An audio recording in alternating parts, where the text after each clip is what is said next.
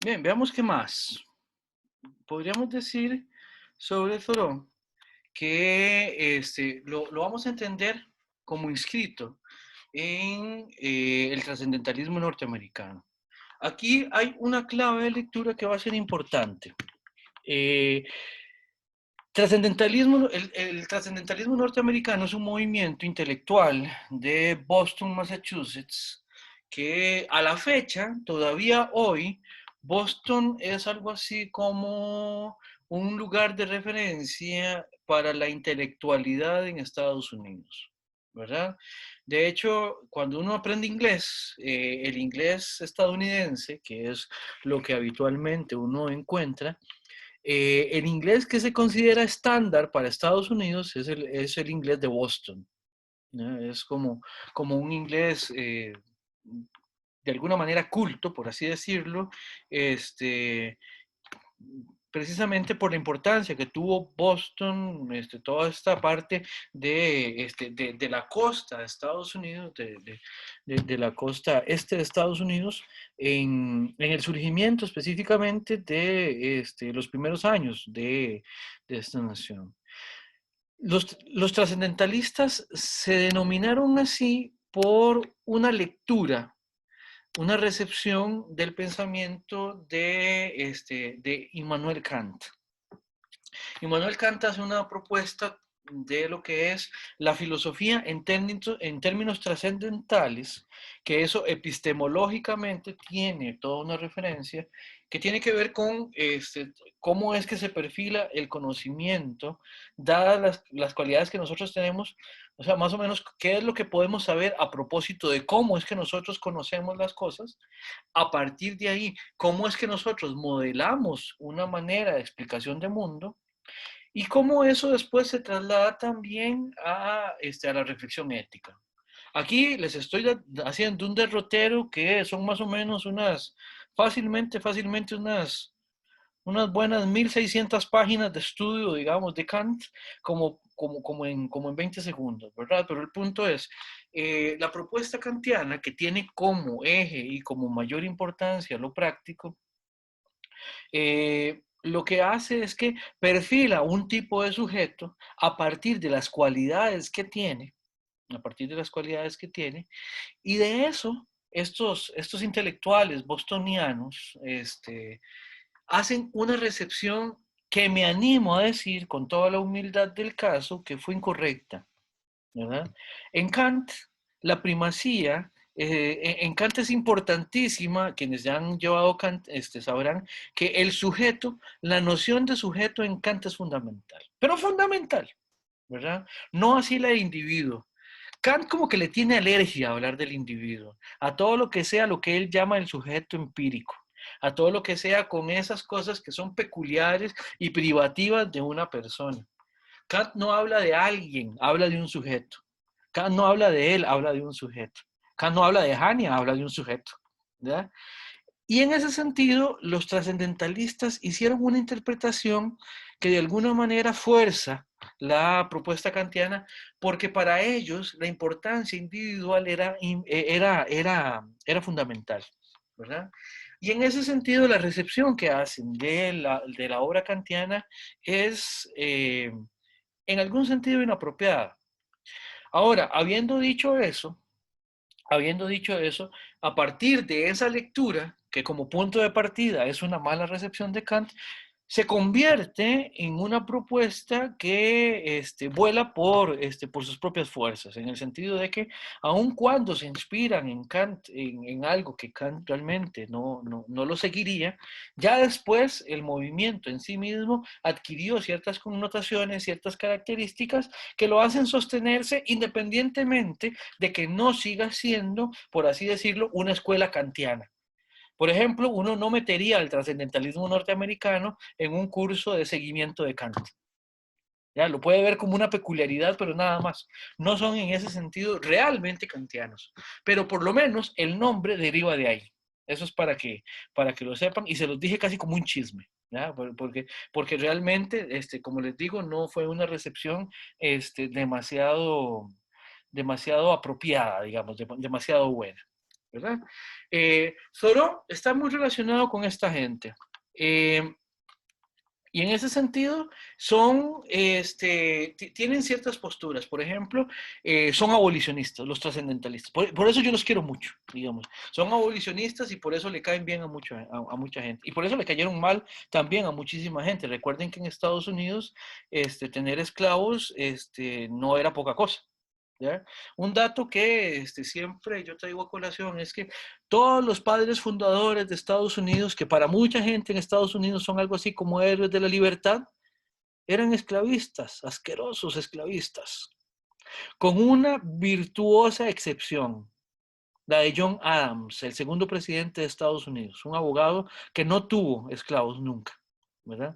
Pero salvo esa excepción, todos los demás eran esclavistas. De hecho, Jefferson, el redactor del Acta de Independencia, que se da el tupé de decir que todos los seres, de todos los hombres, porque también ahí hay una carga bastante relacionada con el género, pero que todos los hombres somos creados iguales y libres y todas esas bellezas que uno lee en el Acta de Independencia, en aquella de We the People, ustedes me imagino que sabrán sobre ese documento, están obviando, por ejemplo, de que efectivamente a los esclavos que ellos tenían y que todos ellos tenían, no los consideraban iguales a ellos mismos, ¿verdad?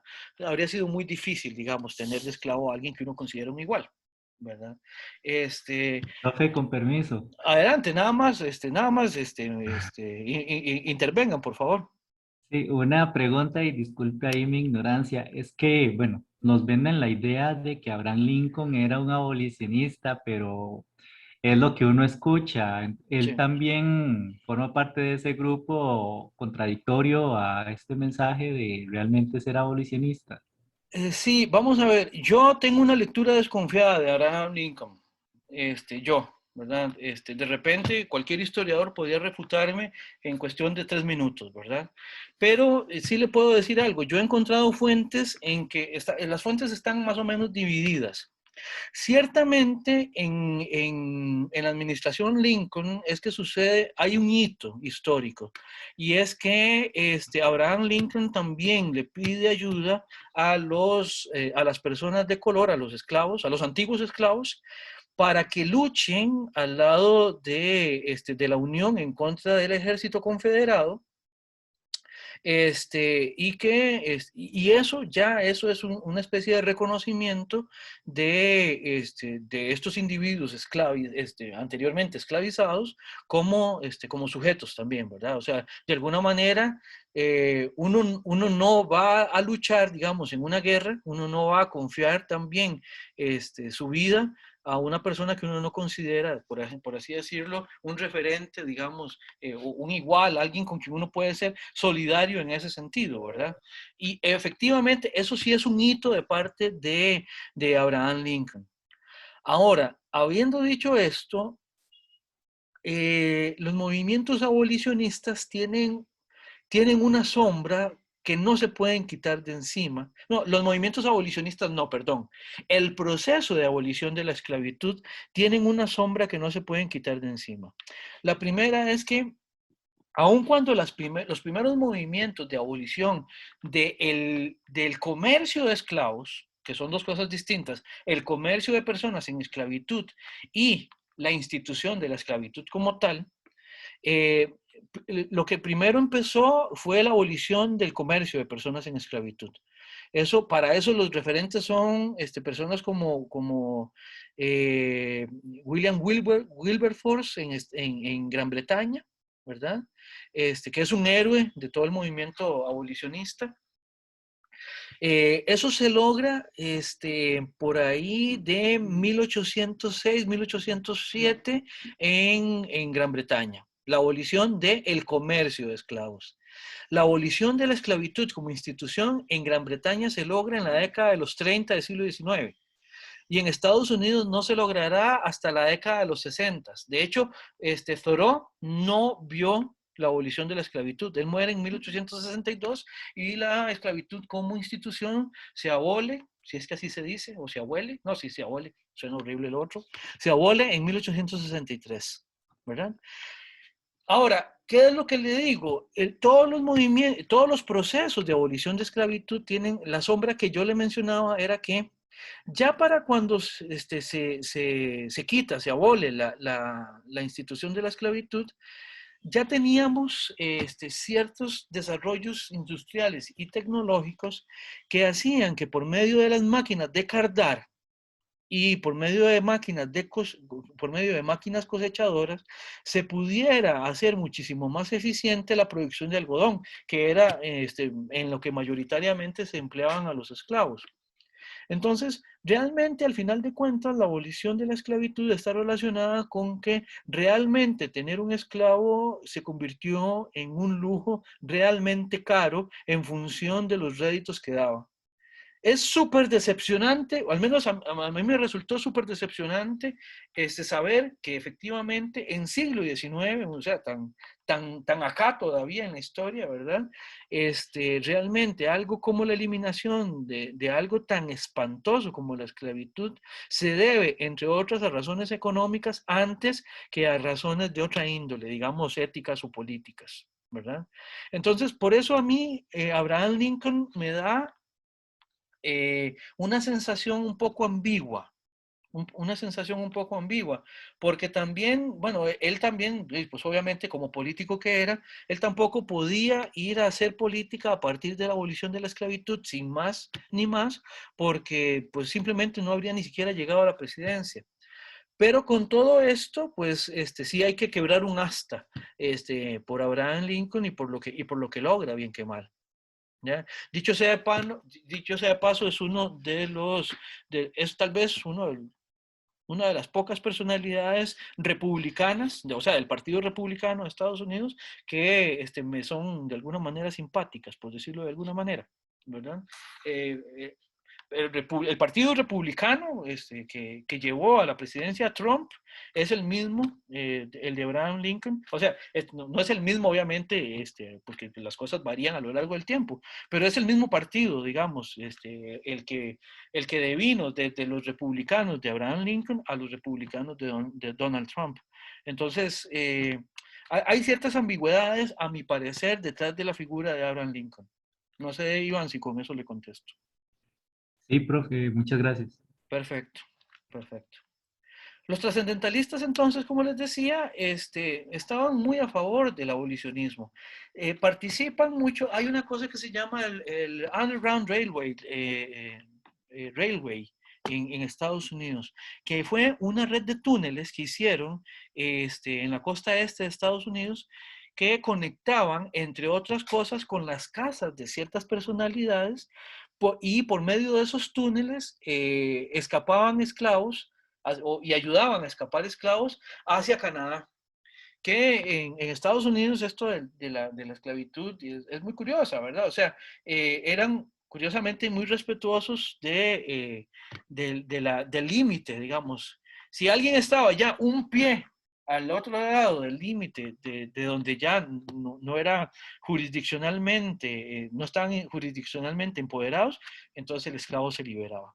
¿Ya? Es como esta ley que había en relación con los migrantes de pie mojado, pie seco, de que en Estados Unidos, si las personas todavía no han puesto los dos pies en tierra firme, los devuelven. No les importa la situación que pueda tener, no les importa la condición en la que están. Si todavía no tienen sus dos pies en tierra firme, eso lo usan como un criterio para decir, ah, todavía no. Es como cuando uno jugaba, quedó en la escuela. ¿Ya? Una cosa así. Si no tienen los dos pies en tierra firme, los devuelven. Si tienen los dos pies en tierra firme, los reciben. A revientas hinchas, a regañadientes, pero los reciben. De la misma manera era en los procesos de evasión de esclavos. Ellos los ayudaban a escapar por medio de estos túneles. La familia Thoreau ayudó en estos túneles y también algunos de los trascendentalistas.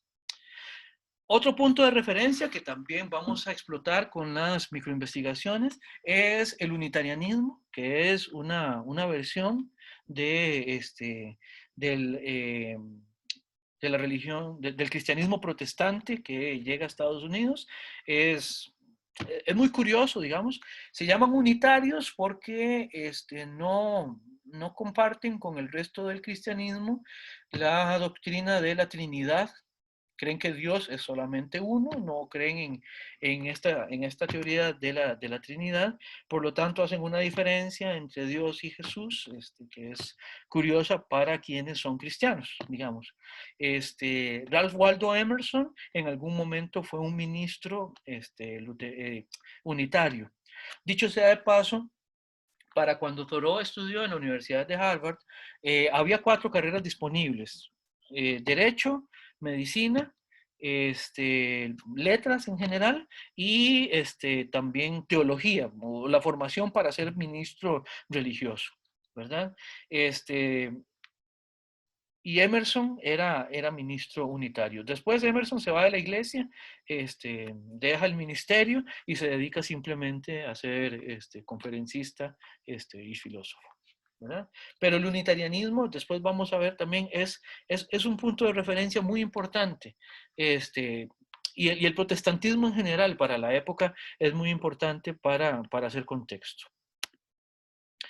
Aquí tenemos algunas figuras de los trascendentalistas, ¿verdad? Aquí podríamos resaltar, me imagino que ustedes aquí reconocerán a Walt Whitman, ¿verdad? Que él propiamente hablando no era de los trascendentalistas de Thoreau, pero sí era muy cercano al movimiento, ¿verdad? Por ahí está dos figuras, otra figura que no era directamente trascendentalista, pero que sí era una figura de referencia para la época, es Emily Dickinson, la poetisa de estos autores oscuros que tiene Estados Unidos, ¿verdad? Entre los que generalmente meten a Emily Dickinson y también a Edgar Allan Poe, ¿verdad? Tenemos aquí a Bronson Alcott, ¿ya? El papá de Mary Louise Alcott. Bronson Alcott es una figura, es interesantísima, porque de alguna manera hizo experimentos que después serían, que también habrían sido relevantes para movimientos como la Comuna de París, por ejemplo, o después incluso para el movimiento hippie de los años 60 del siglo XX, porque ellos generaron comunas que intentaban ser autosuficientes. Eso era algo así como el experimento que hizo Thoreau, solo que ya en comunidad. Dicho sea de paso, como los 3 intentos que hizo Bronson Alcott fueron rotundos y miserables fracasos, ¿verdad? Perdió un montón de dinero en ellos y también no funcionó, no fueron viables, ¿verdad? Dicho sea de paso, acá en el país hubo algunos experimentos similares a los de las granjas trascendentalistas. Uno, yo estoy enterado de uno en la zona sur, que si no me equivoco todavía funciona, que se llama Longomai, eso está por Pérez Celedón. Y hubo uno en la parte, hacia la zona norte, cerca de Arenal, y ese sí resultó si no me equivoco, en un desastre. Dúrica se llamaba. De hecho, si ustedes alguna vez conocieron el restaurante vegetariano que estaba ahí cerca de Búfalo, cerca ahí por ¿por dónde les digo? Por Fitos, había un restaurante vegetariano muy famoso, ahí vendían productos que venían de Dúrica. Y Dúrica sí fue un poco problemático porque parece que hubo un problema ahí, hubo muchos casos especialmente de casos de abusos, eh, especialmente contra menores de edad. Eso fue muy, muy lastimoso. En el caso de los experimentos de Bronson Alcott, fracasaron más que nada por problemas financieros. Tenemos por aquí a dos figuras señeras de la intelectualidad norteamericana, a Ralph Waldo Emerson, a quienes imagino que ustedes tendrán de referencia como ensayista más que nada. De Ralph Waldo Emerson vamos a leer, dicho sea de paso, 3 piezas que les acabo de enviar por correo. Y tenemos imagino que ustedes, eh, conocen a Nathaniel Hawthorne, el que escribió La letra escarlata y Las brujas de Salem.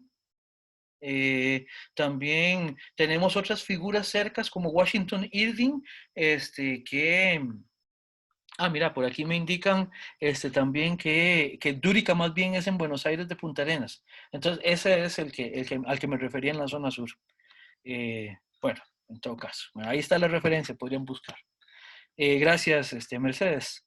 Este, bueno, les estaba hablando también de Washington Irving, de quien ustedes muy probablemente habrán visto la película de Sleepy Hollow, todo lo que tiene que ver con la leyenda del caballero sin cabeza, ¿verdad? Eh, la película no es tan fiel a la obra, a la pieza escrita. Si quieren ver una representación un poco más fiel, que no sea la lectura, tendrían que ver la versión de Disney sobre El Caballero sin Cabeza. Yo no soy fan de Disney, salvo por Pixar, pero hay que reconocer que ese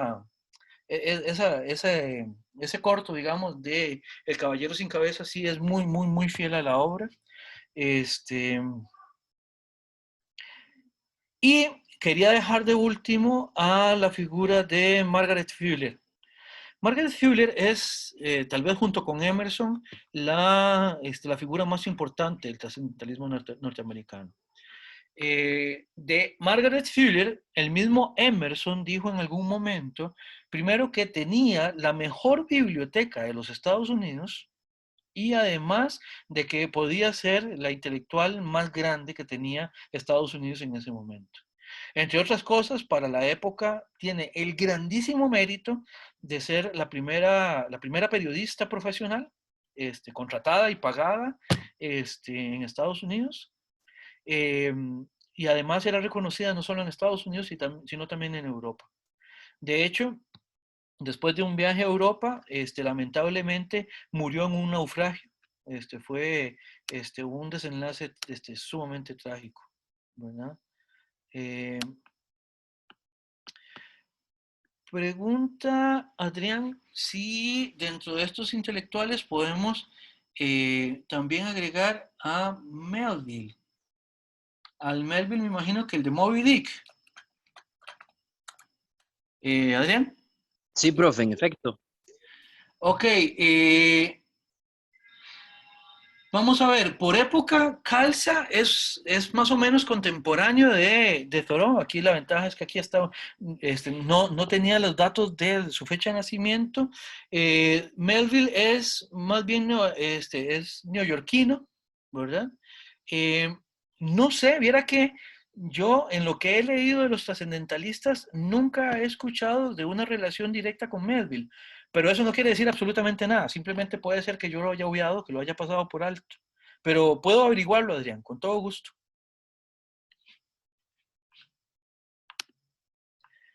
Bien, Margaret Fuller también fue una referencia y una gran inspiración para Thoreau. Entre ella y Emerson fueron quienes convencieron a Thoreau para que publicara algunas de sus cosas, algunas de sus piezas en las revistas de la época y en los periódicos de la época. Podemos ver un par de cosas aquí. No sé si alguna vez vieron la película La Sociedad de los Poetas Muertos. En la Sociedad de los Poetas Muertos, que es algo así como como una película de culto para los años 90, ¿ya? En la Sociedad de los Poetas Muertos se habla de que al inicio de la sesión de los poetas muertos, ellos leen una frase. Me acuerdo cuando están en la parte, cuando se van a tomar y a fumar y a hacer arte y a hablar de literatura a una cueva, escapados los chicos, los poetas muertos, leen una cosa, una pieza que ahí referencian como un poema, pero no es un poema, es prosa, es parte del capítulo segundo de Walden, de Henry David Thoreau, y es precisamente esto que tengo aquí en pantalla, que tiene que ver con una noción importantísima que va a ser fundamental para la parte de la reflexión individual de Henry David Thoreau, que tiene que ver con esto, con vivir deliberadamente. Esta noción, esta necesidad de vivir deliberadamente es para Thoreau fundamental, es central y es transversal a todo lo que hace. Entonces, esto también lo traigo a colación como para que tengan siempre ahí ese dedo en este renglón, en el sentido de que para Thoreau lo fundamental es precisamente lo individual, ¿verdad?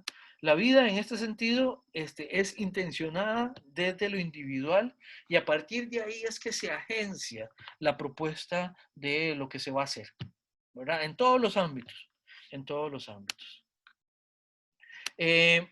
Acá, obviamente, es de alguna manera un retomar en Thoreau este problema que había en los autores clásicos a propósito de que reflexionar a propósito de la vida nos lleva a un saber vivir, a un saber qué y cómo se quiere vivir. En ese sentido, un referente que es importante sería, no sé si a ustedes les gusta la filosofía clásica, podrían ahondar un poco en relación con tal vez algún tipo de nexo que uno puede hacer entre el estoicismo y Henry David Thoreau, especialmente con el estoicismo tardío, el de la tercera época, el estoicismo latino. Ya el estoicismo romano y Thoreau se parecen en bastantes cosas. Las obras de Marco Aurelio, las obras de Séneca, ¿verdad? Ahí uno podría hacer ciertos parangones. Y además de curioso, les puedo decir, bueno, según me parece a mí, es bastante hermoso. El punto de partida para Thoreau es individual, pero deriva en preocupaciones que son en última instancia colectivas, necesariamente colectivas, ¿verdad? Por eso él empieza a hablar de su experimento en Walden Pond y después termina hablando por ejemplo, de desobediencia civil.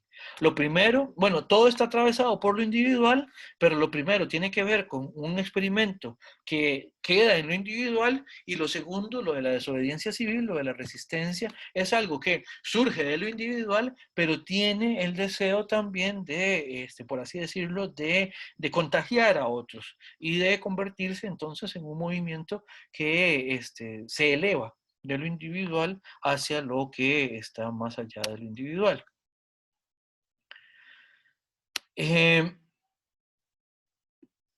Después vamos a ver qué tiene que ver con qué tiene que ver esto de construirse a sí mismo, tiene que ver con esto de la vida deliberada, esto, ¿ya? Tiene que ver con eso, ese construirse a sí mismo. Va a ser sumamente importante. Eso lo vamos a ir viendo a lo largo del curso. Ciertas cosas van a ser importantes y estos nos van a servir como líneas generales, ¿verdad? Aquí la metáfora es de construcción, estamos tirando línea. Aquí, cuando uno tira línea, es cuando tiran ese cable, digamos, ese mecate, que va a servir para que las paredes queden rectas. Bueno, estas son las líneas que estamos tirando con Thoreau. Primero, el individuo prima sobre lo institucional. Lo individual prima sobre lo grupal. Ya veremos por qué. Segundo, lo institucional viene dado desde lo individual o traiciona. O viene dado desde lo individual o lo traiciona. Vamos a ver, si nos queremos poner un poco afectados, ¿ya? Podemos decir que ese problema de lo institucional, que lo vea uno como un mero número, como una estadística, como ya todo ese tipo de reflexiones, bueno, de alguna manera podemos decir, tendrían alguna justificación a partir de esto de Thoreau, ¿verdad? Si no hacemos caso, si no ponemos al individuo, si no lo situamos y si no lo respetamos, estamos en problemas. ¿Por qué? Porque al final de cuentas termina siendo destructivo para los mismos individuos. Después, veremos a dónde trata Thoreau esto y cómo, ¿verdad?